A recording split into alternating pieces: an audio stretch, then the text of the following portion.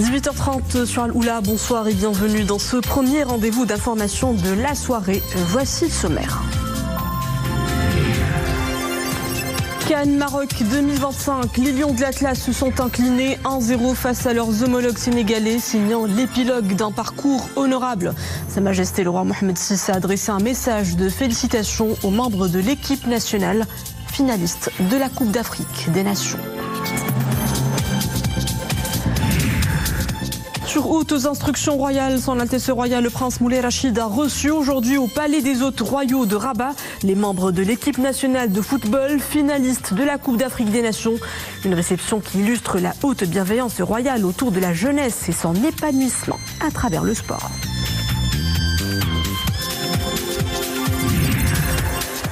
Hier, au stade de Prince Moulay Abdellah Rabat, Son Altesse Royale le Prince Moulay Rachid a présidé la finale de la CAN. Son Altesse Royale a également procédé à la remise des trophées et des médailles.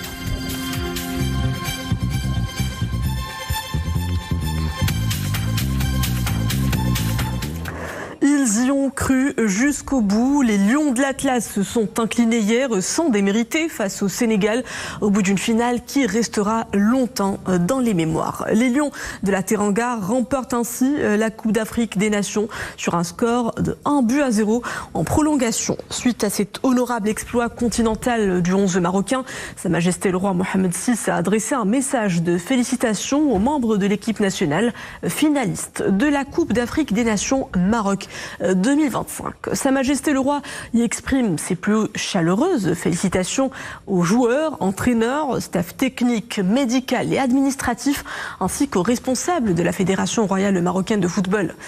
À travers ce parcours distingué, vous avez démontré que la persévérance, le sérieux et l'esprit d'équipe sont la voie pour l'accomplissement des performances. De même que vous avez présenté au monde un exemple de ce que la jeunesse marocaine et africaine peut réaliser lorsqu'elle a confiance en ses talents et ses capacités, souligne le souverain. Vous avez également prouvé par la détermination et la performance héroïque et honorable dont vous avez fait montre l'importance de notre vision stratégique d'investir dans le capital humain et de moderniser les infrastructures du royaume qui ont démontré leur résilience et leur niveau mondial de préparation en prévision de l'accueil de la Coupe du Monde 2030, poursuit Sa Majesté le Roi. Autant que nous considérons que l'accueil par notre pays de ce prestigieux championnat avec une qualité d'organisation et une chaleureuse hospitalité qui tire son origine de la noblesse et des valeurs séculaires de notre nation marocaine constitue un brillant exploit sportif, autant que nous y voyons également un message d'espoir et de confiance du Maroc envers son continent, confirmant que le talent africain est capable d'exceller et d'innover dans tous les domaines, affirme Sa Majesté le Roi. Saluons avec grande considération les supporters marocains passionnés qui ont soutenu l'équipe nationale tout au long de ce championnat avec enthousiasme et grande confiance en toutes ses composantes. Sa Majesté le Roi appelle les membres de l'équipe à poursuivre les efforts pour accomplir davantage de réalisations et d'honorer le football marocain dans les différentes manifestations footballistiques internationales, tout en les assurant de sa haute sollicitude et bienveillance. Fin du message royal. Sur hautes instructions de Sa Majesté le roi Mohamed VI, Son Altesse Royale le Prince Moulay Rachid a reçu aujourd'hui au Palais des Hôtes Royaux de Rabat les membres de l'équipe nationale de football finaliste de la Coupe d'Afrique des Nations Maroc 2025.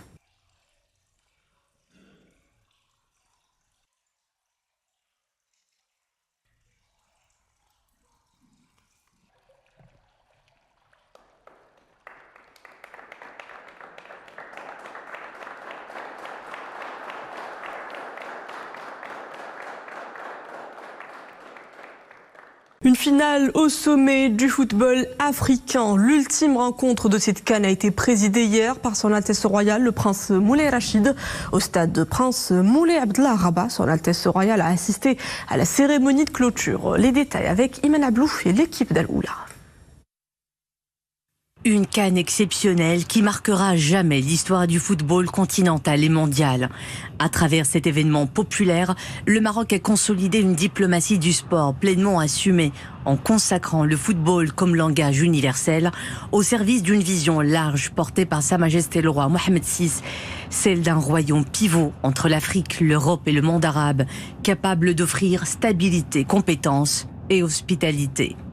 Dans ce joyau sportif qu'est le stade Prince Moulay Abdallah de Rabat, la finale Maroc-Sénégal est présidée par Son Altesse Royale, le Prince Moulay Rachid. À son arrivée, Son Altesse Royale a passé en revue une section des forces auxiliaires qui rendait les honneurs avant d'être salué par le ministre de l'Éducation nationale, du préscolaire et des sports, le président du Comité national olympique marocain, le président de la FIFA, le président de la Confédération africaine de football et le président de la Fédération royale marocaine de football. Son Altesse Royale a également été salué par le wali de la région Rabat Saleh Kenitra, gouverneur de la préfecture de Rabat, le président du conseil régional, la présidente du conseil communal de Rabat, le président du conseil préfectoral de Rabat, le président du conseil d'arrondissement Yacoub El Mansour, le secrétaire général de la FIFA et des membres de la Fédération royale marocaine de football.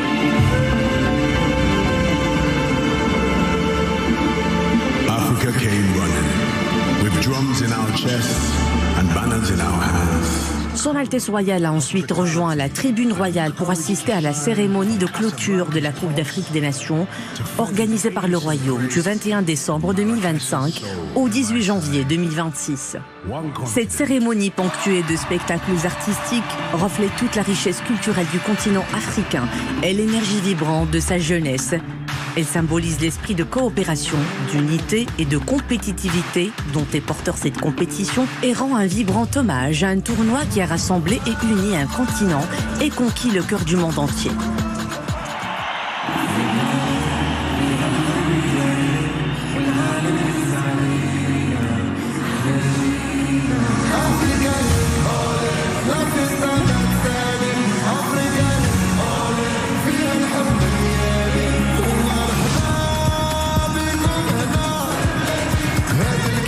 Suite à un bref repos au Salon Royal, Son Altesse Royale le Prince Moulay Rachid a regagné la tribune royale pour assister aux péripéties de cette finale qui a débuté par l'exécution des hymnes nationaux sénégalais et marocains.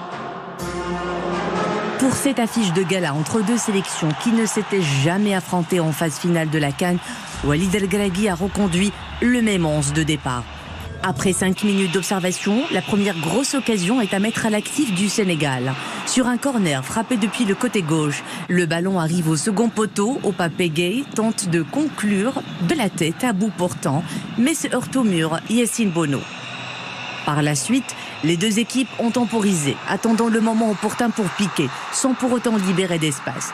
Avec un léger avantage en possession de balle pour le Sénégal jusqu'à la 25e minute, la rencontre s'est transformée en une bataille tactique intense au milieu de terrain, les gardiens restant relativement peu sollicités. Au temps additionnel de la rencontre, le Maroc a obtenu un penalty, mais Brahim Diaz rate sa tentative. Lors des prolongations, les Sénégalais vont enfin parvenir à ouvrir le score par Alassane Gueye, auteur d'un tir puissant du pied gauche. Le match se solde sur la victoire des Teranga, 1-0. À la fin de cette rencontre, Son Altesse Royale le Prince Moulay Rachid a rejoint le podium pour la remise des trophées et des médailles. Après la passation du drapeau de la CAF entre le président de la Fédération royale marocaine de football, le président de la CAF et les 3 représentants des 3 pays organisateurs de la prochaine édition de la Coupe d'Afrique des Nations, Kenya, Ouganda et Tanzanie, il a été procédé à la remise des trophées de l'équipe Fair Play à l'équipe marocaine, du meilleur gardien à Yacine Bono, du meilleur buteur à Brahim Diaz et du meilleur joueur au Sénégalais Sadio Mané. Il a aussi été procédé à cette occasion à la remise des médailles aux arbitres de la finale, à l'équipe marocaine finaliste et à l'équipe sénégalaise vainqueur de cette édition de la CAN. Son Altesse Royale le Prince Moulay Rachid a ensuite remis en présence des présidents de la FIFA et de la CAF la Coupe d'Afrique des Nations au capitaine de l'équipe sénégalaise.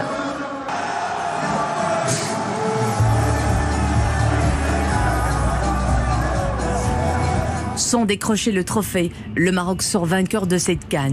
Au-delà du résultat sportif, Le royaume a remporté un succès plus durable, celui de l'image d'un peuple rassemblé, confiant et fier par son organisation et son esprit. La CAN 2025 s'impose déjà comme l'une des éditions les plus marquantes, tant sur le plan sportif qu'humain. Le Maroc n'a pas soulevé la coupe, mais il a gagné bien plus. Le respect, la confiance et l'avenir. Pour décrypter cette finale, j'ai le plaisir de recevoir sur ce plateau Nasreddine Nasri, journaliste sportif à la Nouvelle Tribune Canal+. Bonsoir. Bonsoir, merci pour l'invitation. Merci à vous. Alors, le Maroc a tenu tête au Sénégal pendant 90 minutes et bien plus. Au-delà du score, le Maroc a tenu le rythme d'une finale d'une très haute intensité. Cela prouve-t-il notre capacité à rivaliser dans l'intensité, à être présent ? Oui, effectivement. Quand je revois ces images, j'ai beaucoup d'émotions parce que j'ai passé tout le mois avec l'équipe nationale, sur les avant-matchs, les après-matchs, les interviews. Donc j'ai beaucoup d'émotions quand je vois ça. Mais on peut être fier de notre équipe nationale. Et, pour répondre à votre question, je pense que on a été bon. Malheureusement, sur l'intensité, on a payé la séance de tir au but. 120 minutes. Au Nigeria. Exactement. Et malheureusement, aujourd'hui, avec le nombre de matchs sur chaque saison, il nous faut 23 joueurs aptes. On a eu beaucoup de blessés. Azil Ounahi, notre capitaine Romain Saïs, Sofiane Amrabat. Oui. Donc, je pense que ça a été compliqué par rapport à ce sujet. Et juste après cette finale totalement inattendue, Walid Regragui n'a pas caché sa frustration. Passé tout près de l'exploit, le coach national évoque un match équilibré, des joueurs qui ont tout donné, mais un scénario qui bascule vers un pénalty manqué à la toute fin du temps réglementaire, une prolongation fatale. L'essentiel de sa conférence de presse avec Moukam Narbrit. Après de longues minutes d'attente devant un parterre de journalistes présents en conférence de presse, Walid Regragui va droit au but, fustigeant l'attitude de l'entraîneur sénégalais. Pour autant, le sélectionneur national reconnaît que le football est parfois ainsi fait. Très dur, je ne vais pas vous mentir, on était à une minute même pas d'être champion d'Afrique. Football, souvent c'est cruel. Aujourd'hui, on voit que voilà, on a perdu ce match sur la chance qu'on avait d'être champion d'Afrique. Ensuite, on a perdu aussi Gamen sur le match, donc on a fini à 10. À partir du moment où on a loupé le penalty, tout a tourné en notre défaveur. L'équipe nationale n'a jamais été aussi proche d'une CAN qu'aujourd'hui. Nous avons raté l'opportunité d'une vie pour certains, voire pour moi personnellement. Walid Regragui assume l'entière responsabilité de la défaite. Quand il y a l'échec, il faut l'accepter et il faut l'assumer. Je ne suis pas quelqu'un qui se cache, donc aujourd'hui, voilà. On a perdu, c'est de la faute du coach. Et voilà. Les joueurs ont tout donné. L'équipe a montré une belle image du football marocain tout au long de la compétition. Le sélectionneur national reste optimiste quant à l'avenir de la sélection nationale. Il faut repartir plus fort. Il ne faut pas baisser les bras. On a montré une bonne image du football marocain. On a une génération qui est jeune. Ils vont apprendre et je suis persuadé que voilà, ils vont revenir plus fort et qu'ils vont la ramener, Inch'Allah. La belle prestation de Yassine Bounou n'est pas passée inaperçue lors de ce point de presse. La réponse du sélectionneur national. Moi, Yassine, de toute façon, il mérite même son titre de meilleur gardien. Voilà. Il nous a laissé vivants, surtout en première mi-temps sur l'action de Iliman Ndiaye, où on a eu un peu de relâchement. C'est un grand gardien. Pour gagner des trophées, il faut un grand gardien. Aujourd'hui, on avait un grand gardien. C'est quelqu'un d'extraordinaire dans le groupe. Même son discours à la fin du match, positif. C'est une légende pour nous les Marocains en tant que gardiens et pour l'Afrique et même pour le monde. Voilà, c'est quelqu'un que j'apprécie beaucoup, dont jamais je vais oublier le travail qu'il a fait avec moi et avec l'équipe. C'est vrai qu'après à 10, voilà, c'était compliqué, mais il nous a tenus dans le match pour pas abandonner. Et voilà, pour moi, ça reste le meilleur gardien de l'histoire et un des meilleurs gardiens du monde. Sur un autre registre, Walid Regragui a estimé que l'image donnée aujourd'hui lors de cette finale n'honore pas le football africain, relevant que la suspension du match pendant plusieurs minutes a déconcentré Diaz, classé au premier ordre des tireurs des pénaltys en équipe nationale. Nasreddine Nasri, sur plan du jeu, qu'est-ce qui a manqué pour faire basculer ce match en notre faveur ? C'est une très très bonne question. Je pense que Walid Regragui et ses hommes ont fait leur job. Après, ça se joue à des détails. Moi, j'étais au Brésil sur la Coupe du Monde 2014. L'Allemagne humilie le Brésil à domicile 7-1. J'étais à la finale de l'Euro 2016. Pareil, le Portugal gagne l'Euro en France, à Paris, sur un but, sur les prolongations, sur un tir de loin, encore une fois, d'Eder. Ça se joue à des détails, ça se joue à la gestion de l'émotion. Je trouve que les Lions de l'Atlas ont fait un très beau parcours. S'il y a quelque chose à améliorer, peut-être, c'est sur cette gestion des émotions. Ça se joue à des détails. Mais chapeau, et je voulais profiter de cette conférence pour saluer l'excellent travail de Walid Regragui. Moi, je le connais, je le suis depuis le Wydad de Casablanca. Moi, je ne comprends pas ces critiques. Il a mis le Maroc dans une autre dimension. Nous n'oublions pas qu'il a mis le Maroc en demi-finale du Maroc. Quatrième mondial. Ouais, et depuis, le Maroc a basculé dans une autre dimension. Ça nous a permis d'organiser la CAN, la Coupe du Monde, on a eu les infrastructures, il y a eu les binationaux qui ont été recrutés, il fait un travail acharné. On a en Europe recruté ces binationaux que nos voisins n'arrivent pas à faire. Nele Inaoui, Talbi, Brahim Diaz et j'en passe. Et je trouve que pour le moment, on ne trouvera pas mieux que Walid Regragui. Et franchement, chapeau à lui parce que on le remerciera jamais assez pour le travail qu'il a fait. Walid Regragui qui ferme la page de cette CAN et promet un retour plus fort avec cette brillantissime génération de joueurs. Peut-on dire que cette finale perdue peut-elle devenir un élément positif pour voyager plus fort en Amérique en juin? Oui, moi je suis quelqu'un de très positif. Il faut qu'on soit digne déjà. Je pense que le peuple marocain est un peuple très digne. Il faut qu'on soit positif, même si je suis déçu, vous êtes déçus, on est tous déçus. Mais je pense que on a passé un mois extraordinaire. Il y avait une communion. Il ne faut pas l'oublier, entre le peuple marocain, les supporters, l'équipe nationale. Et franchement, on a eu des émotions extraordinaires. Et avec le travail de fond du sélectionneur, avec cette nouvelle génération, les U20, quelques joueurs qui ont remporté la Coupe arabe, je pense qu'on est armé pour aller non pas chercher une demi-finale, mais pourquoi pas faire une meilleure performance qu'au Qatar, aux États-Unis, Inch'Allah.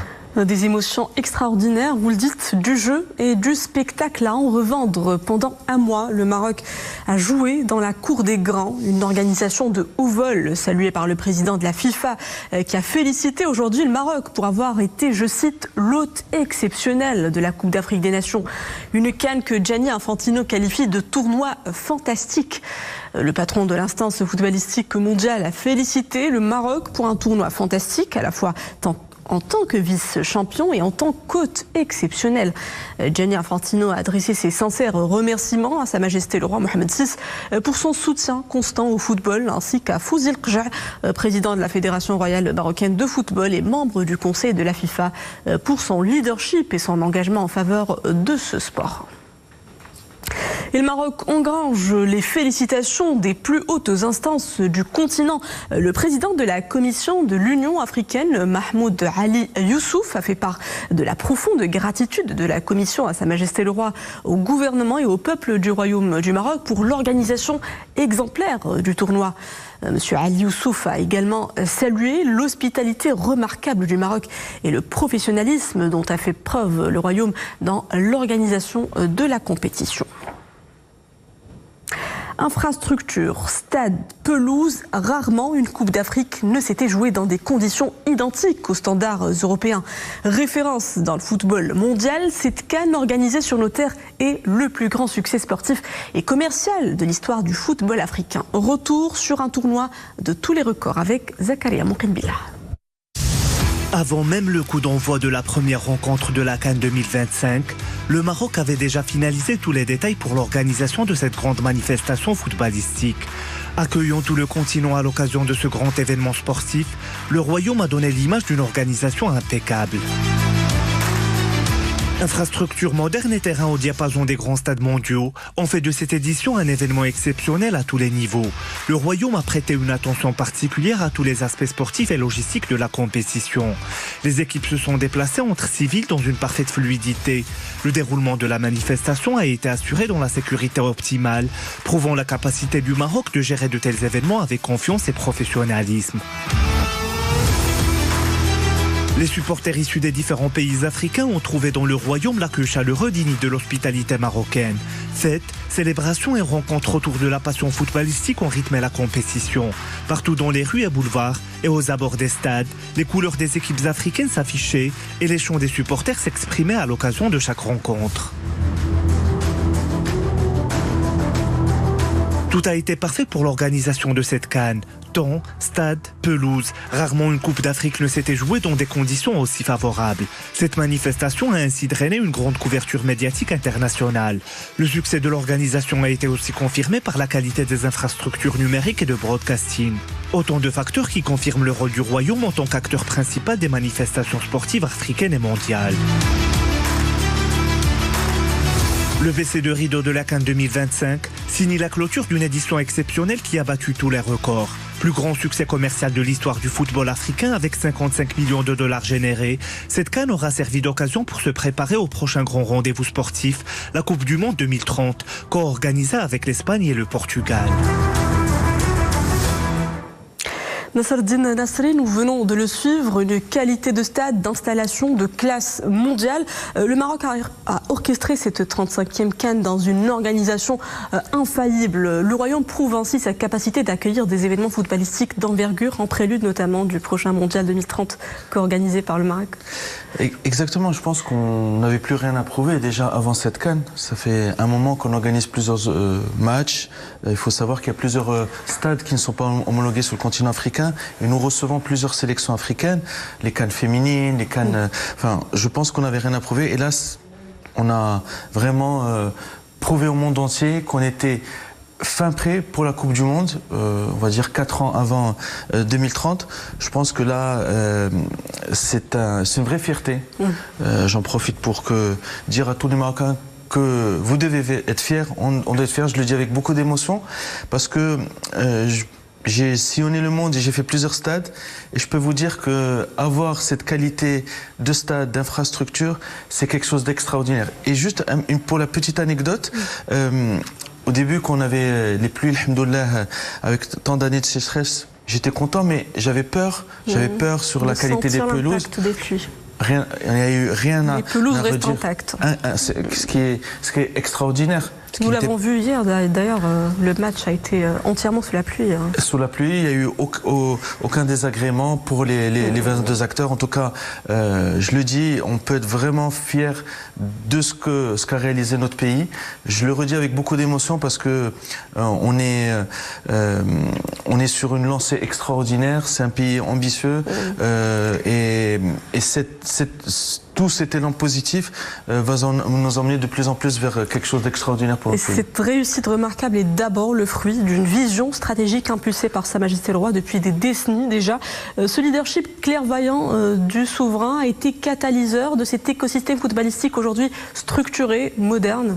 Oui, je voudrais saluer la vision stratégique et royale de Sa Majesté le Roi Mohamed VI, que Dieu l'assiste, sur les infrastructures, sur la formation, sur l'Académie Mohamed VI, qui est extraordinaire, sur le complexe Mohamed VI, qui est j'ai eu l'occasion d'y emmener plusieurs journalistes étrangers. Ils m'ont dit qu'il était mieux que Clairefontaine en France, qui est déjà une référence. Donc je voudrais saluer cette vision royale. Puis il y a eu le travail acharné du président Fawzi Lekja, qui a mené à bien tous ces projets. Et le dernier maillon c'est Walid Regragui qui en 2022 nous a permis d'aller sur une autre dimension. En tout cas, c'est cette vision royale sur du long terme qui nous permet de nous démarquer par rapport à certains voisins, on va dire.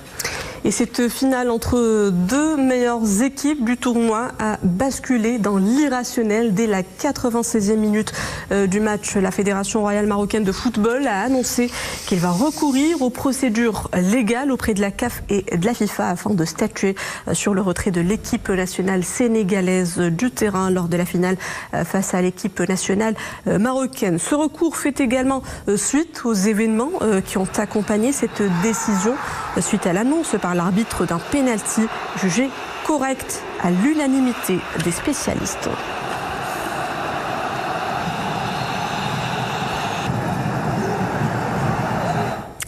Malheureusement, nous avons également été témoins de scènes inacceptables sur le terrain et dans les tribunes. Ce sont là les propos de Gianni Infantino. Le patron de la FIFA condamne fermement le comportement de certains supporters ainsi que celui de certains joueurs et membres du staff technique sénégalais. Le président de la fêtière du football mondial a jugé inacceptable de quitter le terrain de cette manière, soulignant que de la même façon, la violence ne peut être tolérée dans notre sport. Même son de cloche du côté de la CAF qui condamne à son tour fermement tout comportement inapproprié pendant les matchs, en particulier ceux visant l'équipe arbitrale ou les organisateurs du match. La CAF affirme qu'elle examine toutes les images et soumettra l'affaire aux instances compétentes afin que les mesures appropriées soient prises à l'encontre des personnes reconnues coupables. Privé du trophée, mais porté par une fierté qui déborde, le public marocain affiche un soutien inébranlable pour l'équipe nationale. Héroïque et digne finaliste de ce tournoi à domicile, les tribunes et en dehors. Les supporters marocains ont exprimé leur sentiment de fierté et d'unité nationale qui va bien au-delà du score. Reportage Maria Ouad et Adil Maroufi. Partout au Maroc, dans les cafés, les foyers et les fan zones, les regards étaient rivés sur les écrans, les cœurs battant à l'unisson. Et au coup de sifflet final, la déception a brièvement traversé les visages, avant de laisser place à une fierté collective. Les supporters ont félicité le 11 de Regragui, qui s'est battu avec courage et détermination sur le terrain, prouvant encore une fois que le Maroc est une grande nation de football. Les joueurs se sont battus comme des lions, mais malheureusement cela n'a pas suffi. Rien, nous sommes très fiers de nos joueurs, c'était un très grand match. Nous sommes arrivés en finale et c'est déjà merveilleux. Notre équipe ne fait que progresser d'année en année, il n'y a pas lieu de rougir. Notre parcours a été remarquable. Nous n'étions pas arrivés en finale depuis des lustres. Et maintenant, notre jeune équipe arrive toujours dans le dernier carré. Le match était difficile et intense. Nous n'avons certes pas remporté la coupe, mais nous avons fait une très belle finale. Et nous sommes très fiers de nos joueurs. Ce n'était peut-être pas encore le bon moment pour nous de gagner, mais il n'empêche qu'on est très fiers et reconnaissants envers notre équipe de nous avoir fait autant rêver. Je voulais sincèrement remercier nos admirables joueurs qui se sont démenés corps et âme sur le terrain pendant toute la compétition. Nous n'avons d'ailleurs aucun ressentiment à l'encontre de Brahim Diaz. Bien au contraire, nous le remercions pour son engagement et tout ce qu'il a fait avec l'équipe. C'est ça aussi le football, savoir s'incliner et revenir plus fort. Nous n'avons peut-être pas remporté la coupe, mais nous avons conquis le cœur du monde entier. Cette CAN était un succès aussi bien d'un point de vue structurel qu'organisationnel. Nous avons été fair-play et dignes. Riche de cette fidélité exemplaire qui unit les supporters à leur équipe nationale, le Royaume a rayonné dans cette finale d'anthologie portée par l'esprit d'un Maroc solidaire, digne et fraternel. Nasserdine Nasri, le parcours des Lions de l'Atlas force l'admiration, nous l'avons vu. Malgré la défaite, les Marocains continuent d'être confiants dans cette génération brillante de joueurs et de soutenir jusqu'au bout leur équipe. Vous parlez de défaite, moi je vois que des victoires. Déjà il y a une victoire, on a gagné une génération, un état d'esprit, une solidarité, une communion entre le public et l'équipe nationale. Une révélation, le fils de Younes Lainaoui, Nel Lainaoui, qui pour moi est la révélation de cette CAN. Je leur ai même donné le titre de meilleur joueur. Et je voudrais revenir sur... j'ai lu un article du patron de la Nouvelle Tribune aujourd'hui, Zohair Yatta, qui a écrit un article qui s'appelait « Les Lions de la classe ». Je trouvais qu'on était classe, je trouvais qu'on était digne. Et je reprendrai une phrase que j'ai beaucoup aimée. Il a dit « Vaut mieux une défaite au goût de victoire qu'une victoire au goût de défaite ». Je trouvais ça très beau, parce que ça résume un peu ce match. En tout cas, on a gagné beaucoup, hormis la victoire au niveau de l'organisation. On a gagné beaucoup de choses et c'est de bon augure pour l'avenir. Une équipe qui nous a fait rêver. Je vous remercie Nasserdine Nasri, journaliste sportif à la Nouvelle Tribune et Canal+. Merci d'avoir été parmi nous. Merci à vous. Un week-end sous la pluie, des précipitations généralisées sur plusieurs de nos régions. On relève ces dernières 24 heures.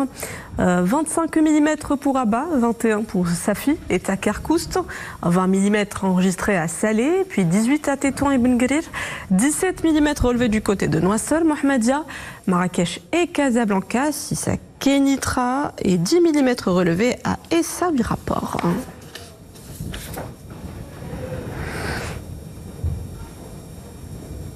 Et le ciel reste partagé pour ce début de semaine entre pluie, froid et chute de neige.